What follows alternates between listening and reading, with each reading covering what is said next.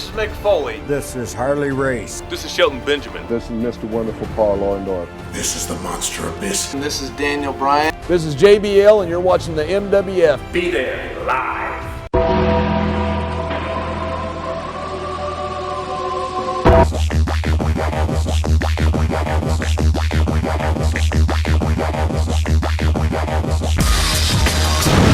Wrestling fans around the corner, around the world, I'm Dan Marotti, along with Mr. USA WWE Hall of Famer Tony Atlas. Tony. We got so much going on here in Boston Wrestling Sports. It is unbelievable. The fans are helping the Patreon channel a great deal, the great subscribers to what we do that get the dozens of studio shoot interview DVDs. They get the early access to our programs, full screen without any of the commercials that people have been known to comment about from time to time. Patreon.com/Boston Wrestling. And of course, over in the eBay store, we got so much great stuff. We have great wrestling collectibles and merchandise, plus everything that this guy is doing. He's selling out prints like this. He's doing commissioned artwork. He's doing cameo-style videos. He's doing just about everything other than selling himself on the street. Well, I did that. And you're going to be there soon enough. No, I did that. What I do, I go on the corner at 12 o'clock. Y'all come to Main. You come to Blake Street, and I stand out on the corner in a pink gorilla suit, and I sell myself to all customers. And you can have sex with Tony Atlas in a pink gorilla suit. Now, what would the pricing be for that? $5. $5. All right, well, I don't know how much Lanny charges. Do you think Lanny charges himself? I don't know.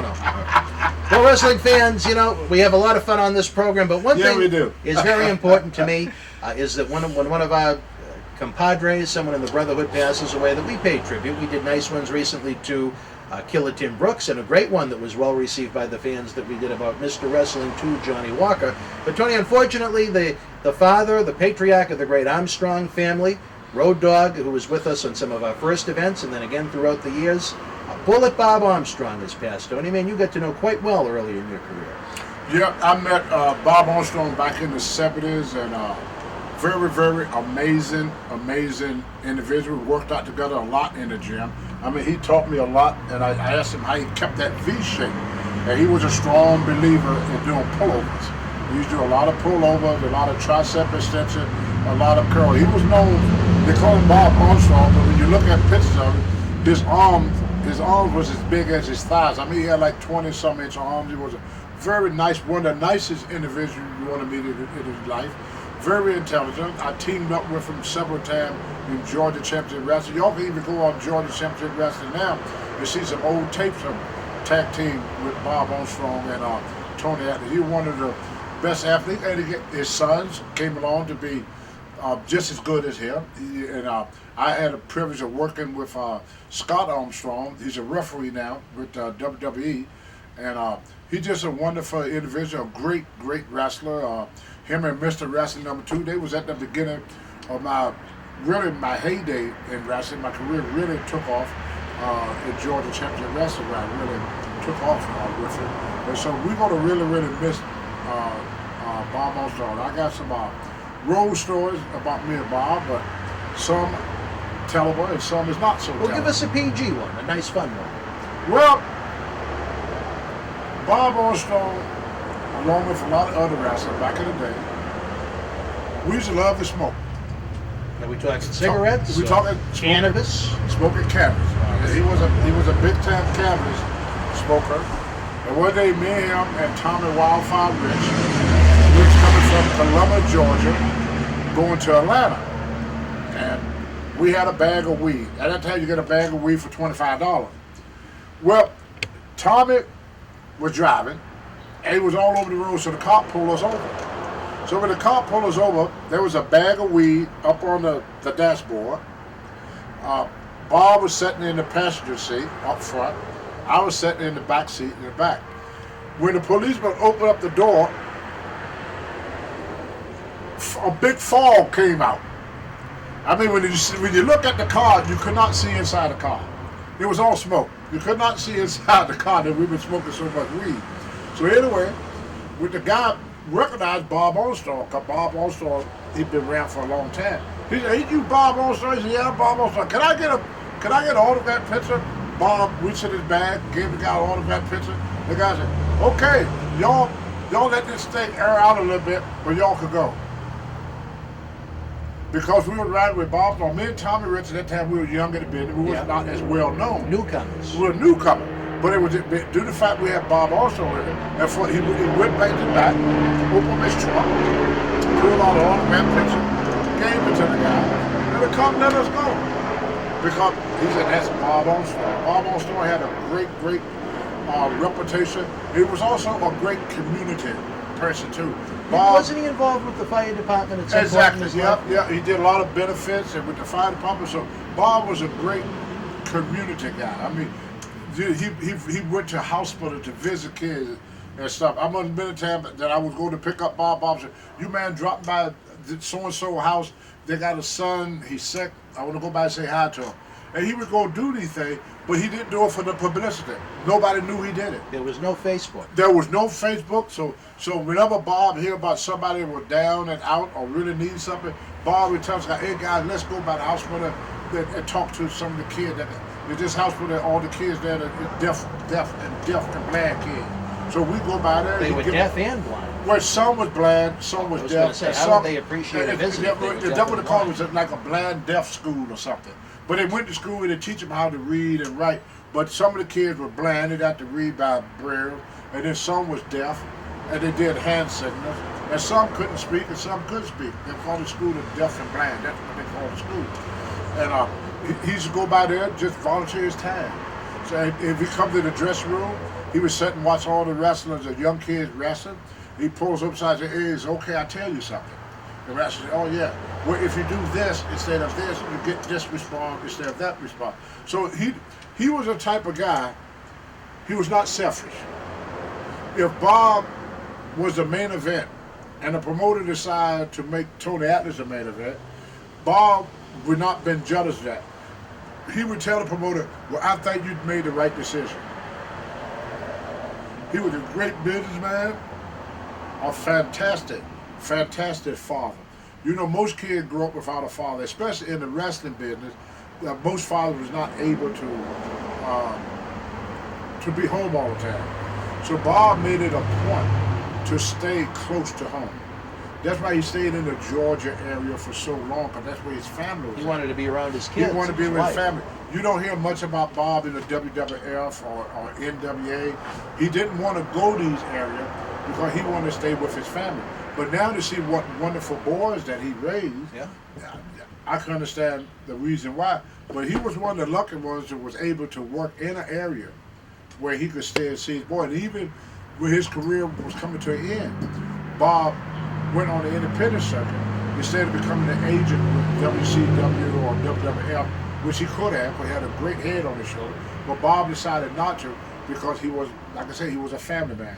And the only other guy I knew that was that close to their family was Tito Santana, who I hope, Tito, I'm giving you a shout out. I hear that Tito got the coronavirus. Tito has the corona. I hear it. I don't know how true it is, but if he does, I want you to know, Tito, get well, my brother. He's a good man. Get well. And if he doesn't have it, I guess we hope he doesn't. I hope he does. Stay healthy, Tito. Tito. It's just a rumor. I can't put facts to it, but I did hear that from somebody that he have it or he had it. So I hope Tito don't have it. I hope he do get well. Well, he's a well-conditioned man. He's so very well well-conditioned. So if he do have it, I hope he pull through it. So Tito, if you're listening, buddy, good luck. And Bob Armstrong, to the Armstrong family, get well, stay strong, and I'm rooting for you, Bob. And also, his wife passed away not too long ago, too. So he was with her when the wife passed. I So didn't know that. it's sad to see two paths so close together. Yep, my heart go out Tough to day the for the Armstrong family. Heart all the way around. All the way around. When you talk about Bob's good head on the shoulders, do you think that rubbed off on, you look at Scott, who wound up doing office work with WWE? Brian, also known as Road Dogg, has done a lot of work in the creative department as well as the NXT system and the Performance Center down in Orlando. Do you think that rubbed off on Oh, the of course, kids? a chip off the old block. You know, an apple don't fall too far from the tree. Yeah, of course I do. Because they was lucky that from day one, before they even got into this business, they had one of the greatest mentors in the world, which is Bob Armstrong. I mean, you know, you got to follow to mentor you. It's kind of like the Rock career took off like a brick because the Rock had Rocky Johnson to mentor him. And Way Wide, which is now the Fiend, took off real fast because he had Mike Rotunda. The sucker generation is always better than the first generation because you coming with your ideas. Also, you got the knowledge and idea and ability of the one before you. And Bray Wyatt, look at his grandfather too. That's right. Blackjack. That's right. So you love the multi-generational families in professional Yes. wrestling. They always seem to stand out and succeed. They're like Stu Hart and the whole Hart Foundation started with Stu Hart all the way down to Nick Talia. Yeah. Yeah. Another three-generation family. And the McMahons, third generation. Well, fourth, if you count Jess, he was a boxing promoter at MSG, Vince Yeah. Senior's father. So, That's right. Yeah. and who knows what Shane and Stephanie's children may choose to do as time goes on. Well, I don't think wrestling will be around that long. You don't? No. Do you think WWE will be around? Nope. You think WWE will fade away? Yeah. Really? Why is that?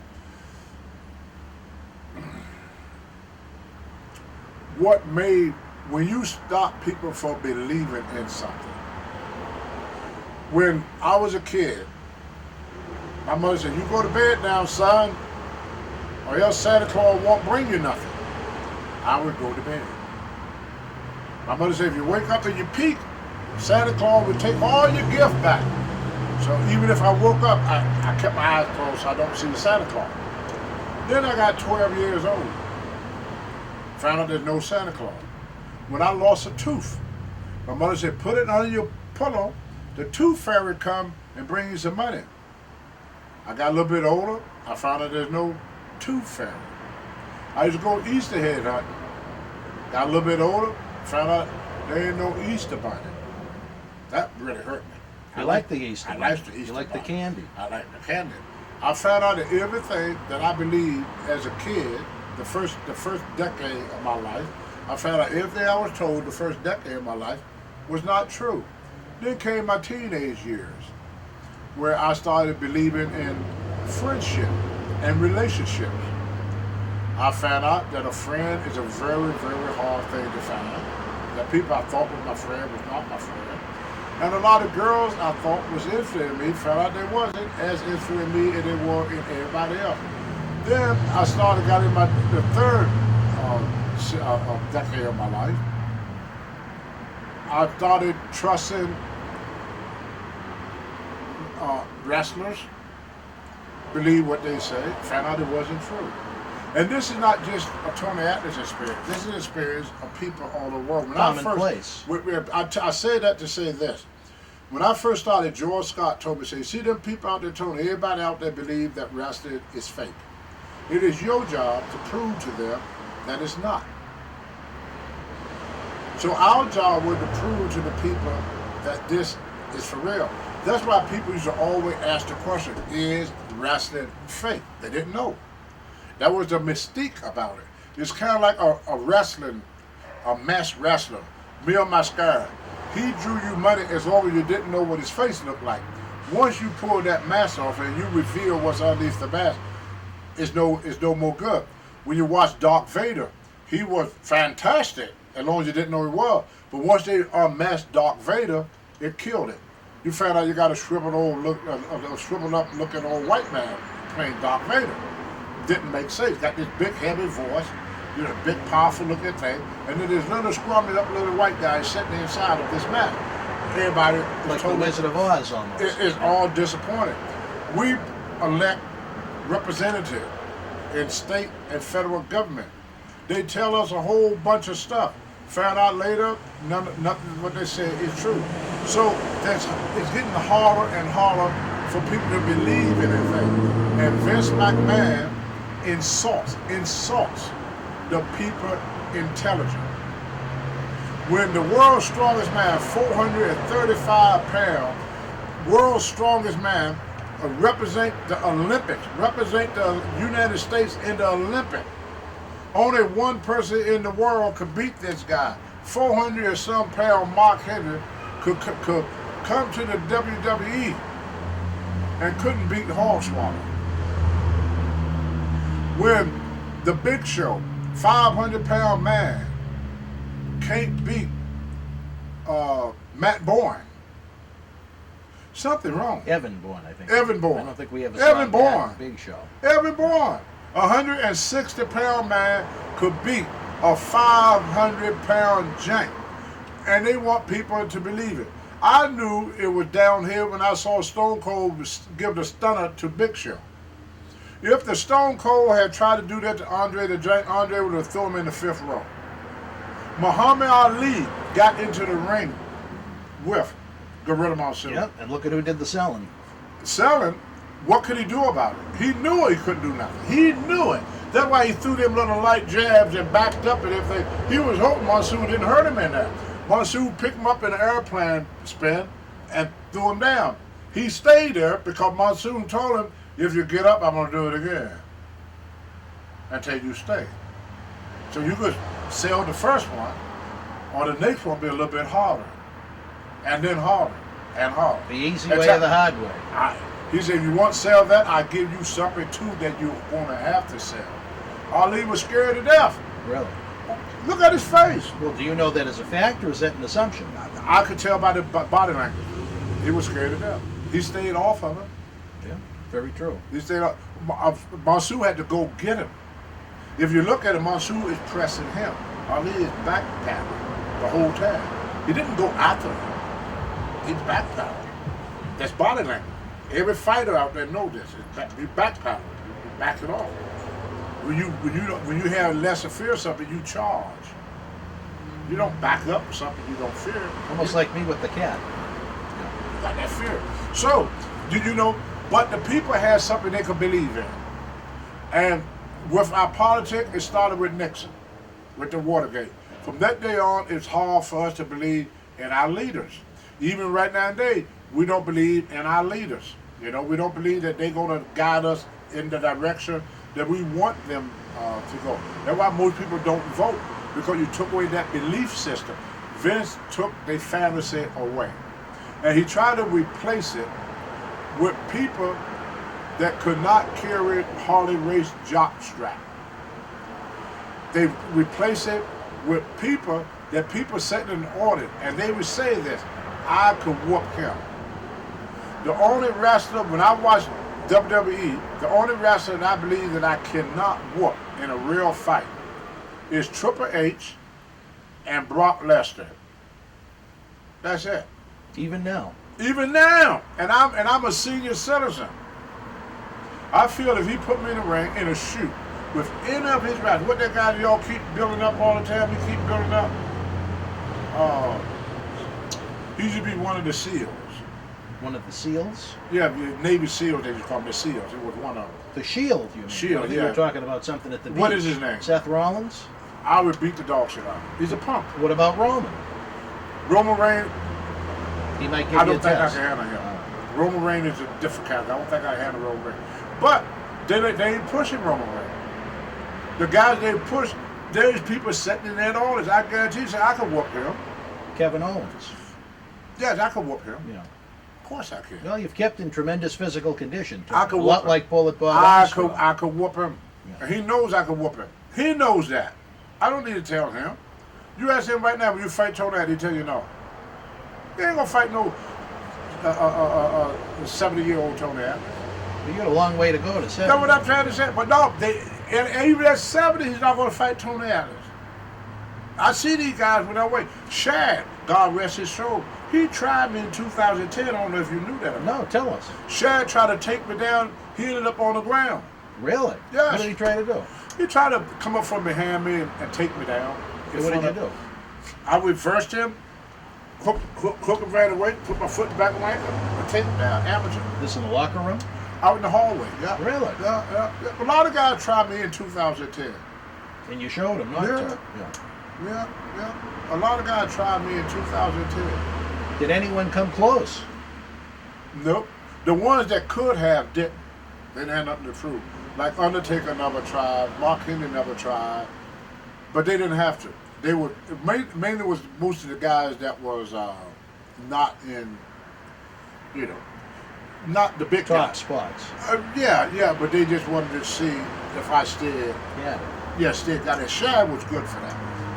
You He asked him. tried more than once? I can't ask him But now, not Tony. just He's me. passed But away. he didn't just try with me. What I'm saying, he was good for this. Oh, he do it with everybody. Yeah, that was just him. That was just Shaq. He come up there, he's hooked. Vince would do that too, but I never shot back on Vince. I knew it was him. He tried to do it to you? Well, he would come up behind you and hook you, or he would come and give you a stiff chop. And one time I sat in the chair, Vince McMahon come up and hit me in the chest as hard as he could, and I go, "Hi, Vince." Was he surprised? You don't even fucking sell it. You don't even fucking sell it. I didn't put him over. He's probably not used to that happening too much in his existence. Mark Henry said, I would have rolled on the floor and sold the hell out of it. Mark said if he had done me like that, I would have rolled on the floor and just sold the hell out of it. I didn't put him over. He was so fucking mad. His whole face was red. I said, Tony, you know how to get fired. You know, if you don't know anything in this world, you know how to get fired. But when you put something out in front of people, we have lived a life of disappointment. And that's why the world is so the way it is now. Are you disappointed with your life? Oh, no. Oh. No, I said the public today are disappointed that they have nothing that they could believe in. Mm-hmm. When I was a kid, we all believed in God, country, and self. I talked to a lot of young kids. I said, what are your plans for the future? I don't know. What do you want to do with your life? I don't know. The belief system that made America strong. Like when they say, let's make America great again, what made America great before was believing in God, country, and self. The belief that no matter how low you are in life, you can pull yourself up by the bootstring. Then came along a program to help a person to become more helpless. Public assistance, you know. That way the person said, well, I don't need to take care of myself. The government take care of myself for me. I don't have the ability to take care of myself. The government take care of myself for me. Well, the same thing with Vince McMahon took wrestling, and he took the personalities and the guidance from the wrestler. Everything is scripted. So this wrestler feel he cannot perform without the advice of Vince. So what ended up happening in wrestling, you get what we call everything is repetitious. Mm-hmm. Repetitious means if you saw one match, you've seen them all. You're not going to see anything different because you got one writer that writes for everybody. And that writer got one idea. Everybody got one idea. Like if you write for a wrestler, you're going to have one idea of how you want this wrestler to be. I'm going to write for that wrestler. I'm going to have another idea of how I want that wrestler to be. And the cameraman, he's going to write, and he going to put down the way he sees that wrestler be. Right. Yeah. So we're going to have three different interpretations of how this wrestler be. In the olden days, I asked Paul Bosch in Houston, Texas, I said, what gimmick? So I had. He said, son, give it time, you will come into your own. Which means whatever character you create have to come from you. Like when you see a Ric Flair, nobody told Ric Flair to be Ric Flair. That was Ric Flair's idea. That's why he's so good at it. That was in him. Blackjack Mulligan. Nobody gave Blackjack that gimmick. That's why he was so good at it. It was him naturally. You see what I'm saying? Yeah. And so when you see Ric Flair, he's so good at it because he's not active. That's why we say wrestling was the only real thing on the earth, because before Vince Jr. took it over, wrestling was the only sport in the world where you could be yourself. We all got a character in us. Yeah. We all got this inner character, and when we out in general public, we act. We act the way society want us to act. We can't act the way we want to be. We get arrested, most of us. I know I will. If it was up to me, I'd lay there in the middle of the floor and have women step on me all day long, you know. And then somebody called the paddy wagon to put me in a mental institution or something. But I had this in the character because I saw Steve Reeves in the movie, and from that day on, all I wanted to do was be a strong man. That was my passion, to be a strong man. So I read about Atlas. I hear that Atlas met his doom. through Mercury by looking at the head of Medusa that was shown to him by Mercury. Because Mercury got pissed off him because Atlas humiliated him, and Atlas turned to stone, where he is now in northwest Africa, Morocco, Mount Atlas. So I figured I couldn't be Hercules because I'm not Greek. I couldn't be Samson because I'm not Jewish. But Atlas was from the northern tip, northwest tip of Africa, which is known as Morocco. So I figured that was close enough for being black.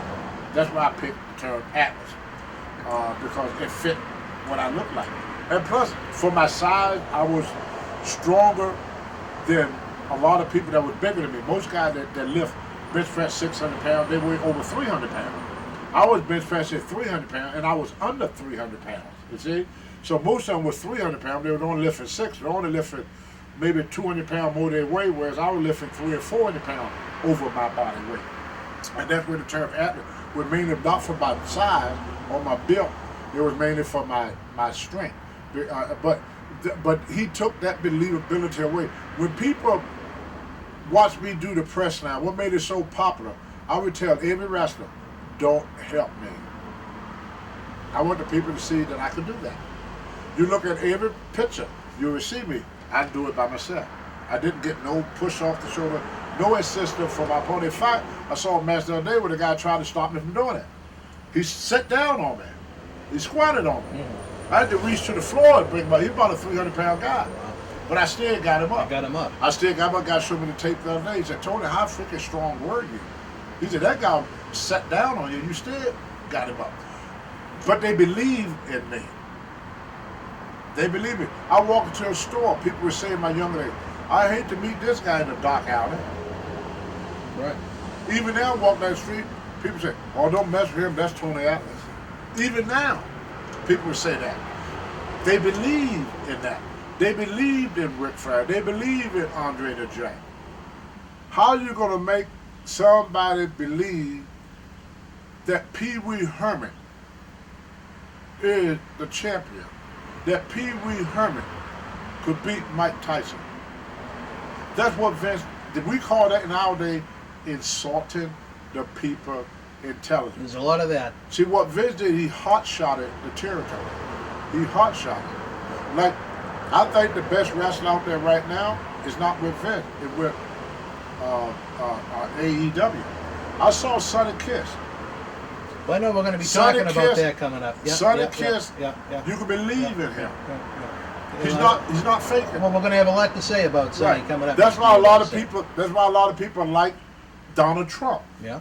No matter how vulgar people think they like him, because Donald Trump is not acting. He being himself. This country is starving for something that they could believe in again. We believe that policemen is there to protect and serve the public. Until we see one choke a man to death, take away that belief system. We believe in our athletes until we figured out that one of them is a woman beater. That take away that belief. We believe in our actors. I mean, I used to love Bill Cosby until I found out he was a rapist. That take away a lot of belief. Something in the pudding. Yeah. For years and years and years, we thought Bill Cosby was Mr. Father, Mr. Example. You know, educated. He was something. He was to us was like a Martin Luther King.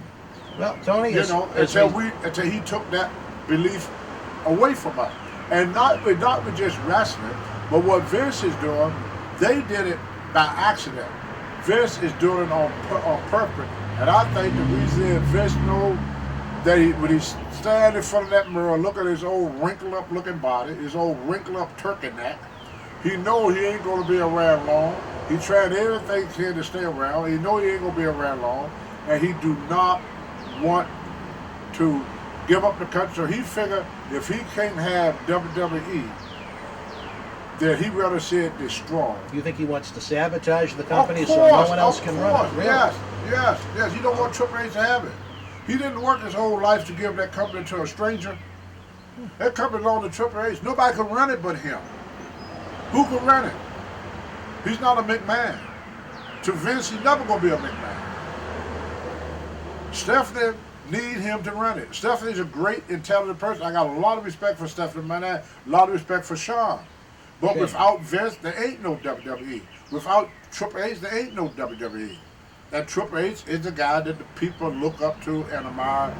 He's the man. And they would not give it, they would not let him have it. See, Cody is lucky, he's in a different position.